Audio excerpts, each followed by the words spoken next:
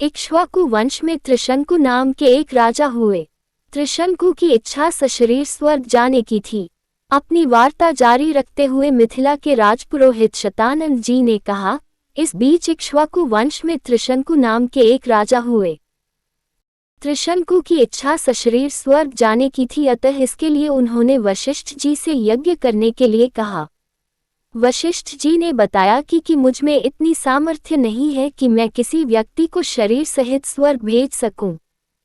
वशिष्ठ जी के असमर्थता प्रकट करने पर त्रिशंकु ने यही प्रार्थना वशिष्ठ जी के पुत्रों से भी की, जो दक्षिण प्रांत में घोर तपस्या कर रहे थे।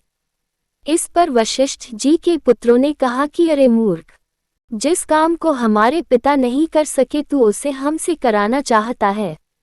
ऐसा प्रतीत होता है कि तू हमारे पिता का अपमान करने के लिए यहाँ आया है। उनके इस प्रकार कहने से त्रिशंकु ने क्रोधित होकर वशिष्ठ जी के पुत्रों को अपशब्द कहे। वशिष्ठ जी के पुत्रों ने रुष्ट होकर त्रिशंकु को चांडाल हो जाने का शाप दे दिया। शाप के कारण त्रिशंकु का सुंदर शरीर काला पड़ गया। सिर के बाल चांडालों जैसे छोटे छोटे हो गए। गले में हड्डियों की माला पड़ गई। हाथ पैरों में लोहे की कड़े पड़ गए। त्रिशंकु का ऐसा वेश देखकर उनके मंत्री तथा दरबारी उनका साथ छोड़कर चले गए। फिर भी उन्होंने सशरीर स्वर्ग जाने की इच्छा का परित्याग नहीं किया।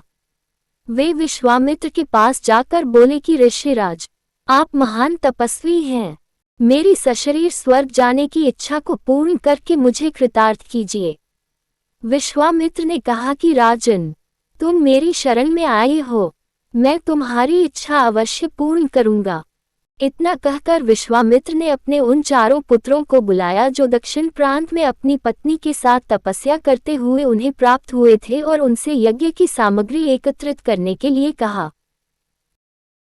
उन्होंने अपने शिष्यों के द्वारा वशिष्ठ के पुत्रों सहित वन में रहने वाले सब ऋषि मुनियों को यज्ञ में सम्मिलित होने के लिए निमंत्रण भी भिजवा दिया।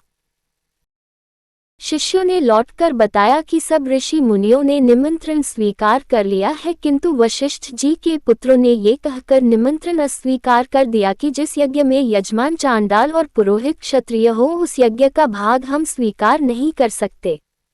ये सुनकर विश्वामित्र जी ने क्रुद्ध होकर कहा कि उन्होंने अकारण ही मेरा अपमान किया है। मैं उन्हें शाप देता हूँ कि उन सब का नाश हो। आज ही वे सब कालपाश में बंधकर यमलोक को जाएं और 700 वर्षों तक चांडाल योनि में विचरण करें। उन्हें खाने के लिए केवल कुत्ते का मांस मिले और सदैव कुरूप बने रहें। इस प्रकार शाप देकर वे यज्ञ की तैयारी में लग गए। शतानंद जी ने आगे कहा, हे राघव, विश्वामित्र के शाप से वशिष्ठ जी के पुत्र यमलोक से धार गए। वशिष्ठ जी के पुत्रों के परिणाम से भयभीत सभी ऋषि मुनियों ने यज्ञ में विश्वामित्र का साथ दिया। यज्ञ की समाप्ति पर विश्वामित्र ने सब देवताओं को नाम ले लेकर अपने यज्ञ भाग ग्रहण करने के लिए आह्वान किया, किंतु कोई भी देवता अपना भाग लेने नहीं आया।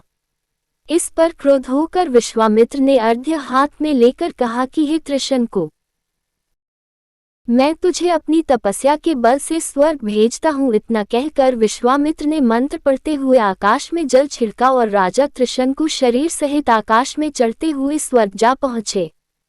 त्रिशंकु को स्वर्ग में आया देख इंद्र ने क्रोध से कहा कि रे मूर्ख, तुझे तेरे गुरु ने शाप दिया है, इसलिए तू स्वर्ग में रहने योग्य नहीं है।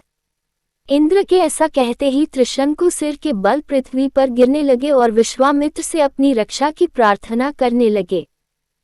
विश्वामित्र ने उन्हें वहीं ठहरने का आदेश दिया और वे अधर में ही सिर के बल लटक गए।